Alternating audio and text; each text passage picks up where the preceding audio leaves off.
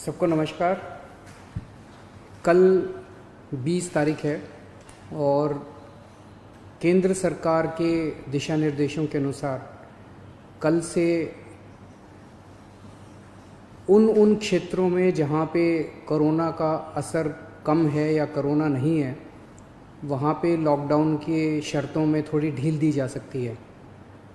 तो हम सब लोगों को बैठ के ये सोचना है कि कल से क्या ढील दी जानी चाहिए और अगर ढील दी जानी चाहिए तो कितनी ढील दी जानी चाहिए।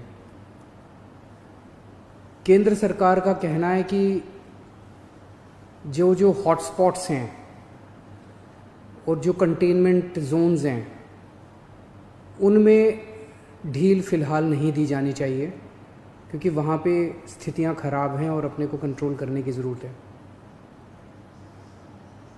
दिल्ली में 11 ज़िले हैं। दिल्ली के 11 ज़िले हॉटस्पॉट डिक्लेयर किए गए हैं। तो केंद्र सरकार के मुताबिक तो सभी कंटेनमेंट जोन्स में ढील नहीं दी जा सकती। हमने दिल्ली सरकार में अपनी भी असेसमेंट की। पिछले कुछ दिनों में मैंने कई एक्सपर्ट से बात की, लोगों से बात की, और उन सारी चर्चाओं का जो नतीजा निकला वो मैं आपके सामने रखना चाहता हूँ। पिछले कुछ दिनों से दिल्ली में कोरोना के केसेस में बढ़ोतरी होनी शुरू हुई है। हमने टेस्ट भी ज़्यादा करने चालू किए हैं। पिछले कुछ दिनों में हमने काफ़ी टेस्ट किए हैं दिल्ली के अंदर,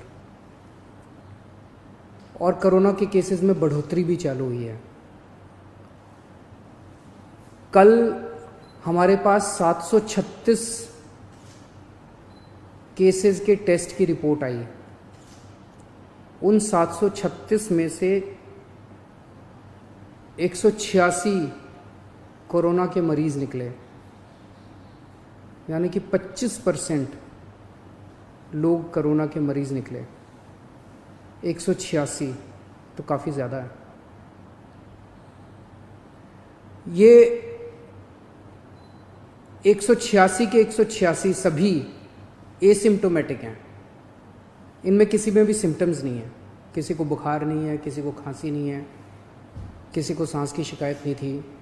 उनको पता ही नहीं था कि उनको कोरोना है। उनको पता ही नहीं था कि वो कोरोना लेके घूम रहे हैं इधर उधर। ये और भी खतरनाक बात है कि कोरोना फैल चुका है। बहुत सारे लोग कोरोना लेके घूम रहे हैं, और ये बीमारी ऐसी है कि किसी को पता भी नहीं चलता कि मुझे बीमारी हो गई है। कई बार सिम्टम्स नहीं आते, बीमारी हो जाती है। किसी आदमी का इम्यून सिस्टम स्ट्रांग है और वो घूमता रहता है, और पता नहीं कितने लोगों को कर देता है। तो ये 186 लोग अपनी अपनी ज़िंदगी में घूम रहे थे। इनमें एक व्यक्ति से जब हमने बात की, उसने बताया जी मैं फलाने फलाने फूड सेंटर में, हम लोगों को खाना बांटते हैं ना, दिल्ली सरकार लोगों को खाना बांटती है, पका हुआ खाना रोज़ देते हैं हम, लंच और डिनर। वो कहता है जी मैं पिछले कुछ दिनों से रोज़ सरकार के फूड सेंटर में जाके खाना बंटवाने का काम कर रहा था। आप सोचो उसने वहाँ कितने लोगों को इन्फेक्ट कर दिया होगा। तो मैंने आज ही आदेश दिए हैं उस फूड सेंटर में जितने लोग आते हैं, मैं एज्यूम कर रहा हूँ कि डेली वही लोग आते होंगे एक सेंटर में खाना खाने के लिए, उन सब की रैपिड टेस्टिंग करवाएंगे जितने भी लोग आते हैं। और दिल्ली में जितने भी हमारे फूड सेंटर्स हैं, उन सभी फूड सेंटर्स में खाना बांटने वाले सभी वॉलंटियर्स का और कर्मचारियों का हम रैपिड टेस्टिंग कराएंगे। तो इससे ये दिखता है कि दिल्ली के अंदर इस टाइम फैलना चालू हो गया है। रोज़ कंटेनमेंट जोन्स बढ़ते जा रहे हैं जहाँ पे ऑपरेशन शील्ड लागू किया जाता है। आज की डेट में 77 कंटेनमेंट जोन बन गए हैं दिल्ली के अंदर। हमने कंटेनमेंट जोन्स में रैंडम टेस्टिंग कराई थी। कहीं से 200 का सैंपल लिया, कहीं से 180 का सैंपल लिया, कहीं से, वहाँ पे रैंडम टेस्टिंग कराई थी। वहाँ पे निकल के आया कि कुछ कंटेनमेंट जोन्स जहाँ पे लोगों ने बात मानी, लोगों ने अनुशासन का पालन किया, लोग अपने अपने घरों में रहे, वहाँ पे एक भी नया केस नहीं आया। लेकिन जहाँ लोगों ने बात नहीं मानी और लोग गलियों में निकल आए, हम उस कंटेनमेंट जोन के अंदर किसी को नहीं आने देते, बाहर किसी को नहीं जाने देते, लेकिन अंदर लोग एक दूसरे के घर में जाते रहते हैं। लोग नहीं मानते, काफ़ी उनको मनाने की कोशिश की जाती है, सख्ती करने की कोशिश की जाती है, लेकिन कई जगह लोग नहीं मानते। जैसे मैंने कल आपको जहांगीरपुरी का उदाहरण दिया। जहांगीरपुरी की एक गली, उसके अंदर एक ही परिवार के कई सारे घर थे, चाचे मामे ताया ये सब।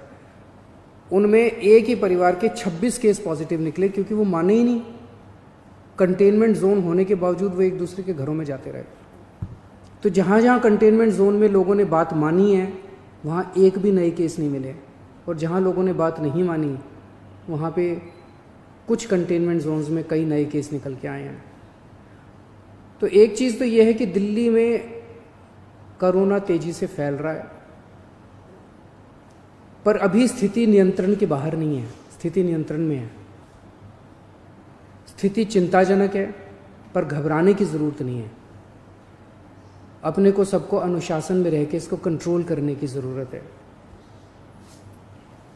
आज दिल्ली में टोटल 1893 केस हैं, मोटा मोटा 1900 मान लो, 1900 केस हैं। 1900 में से 26 आईसीयू में हैं और 6 वेंटिलेटर पे हैं। लगभग 43 लोगों की मौत हो चुकी है। 26 आईसीयू में, 6 वेंटिलेटर पे हैं। आप सोच के देखो कि अगर लॉकडाउन नहीं होता तो क्या होता। दूसरे देशों का जो हाल है, भगवान ना करे अगर ऐसा अपने देश में होता, अगर लॉकडाउन ना होता, मान लो 3000 लोगों को आईसीयू की ज़रूरत पड़ जाती, मान लो 2-2.5 हज़ार लोगों को वेंटिलेटर की ज़रूरत पड़ जाती है, और ज़्यादा लोगों को।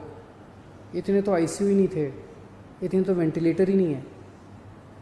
इटली में, स्पेन में, अमेरिका में यही देखने को मिल रहा है कि आईसीयू कम पड़ गए, वेंटिलेटर कम पड़ गए, अस्पताल की व्यवस्थाएं कम पड़ गई। सड़कों के ऊपर, अस्पताल के बाहर लोग पड़े हुए हैं जिनको इलाज नहीं मिल पा रहा। अगर लॉकडाउन नहीं होता तो स्थिति ऐसी हो सकती थी। लॉकडाउन की वजह से केसेस कम हैं फिलहाल। आज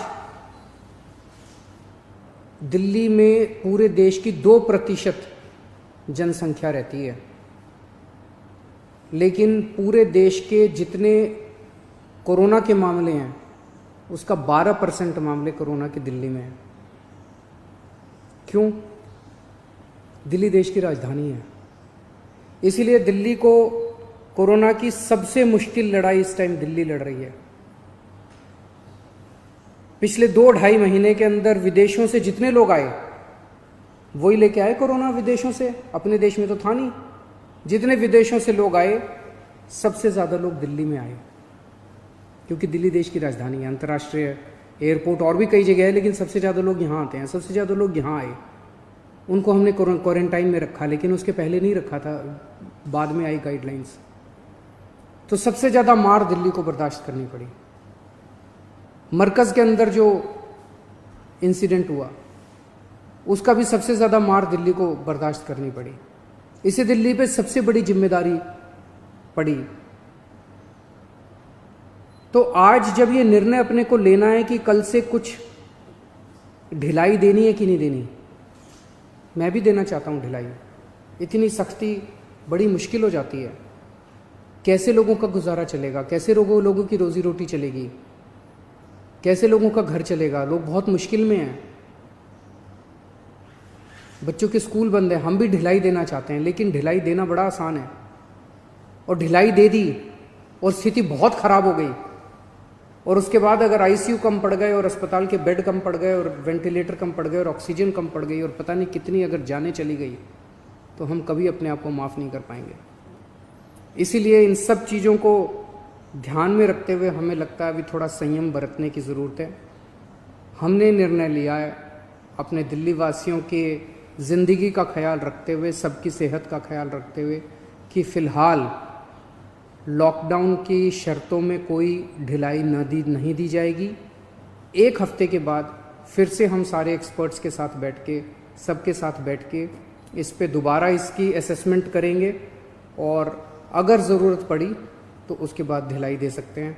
लेकिन फ़िलहाल दिल्ली में किसी तरह की कोई ढिलाई नहीं दी जा रही है। नमस्कार।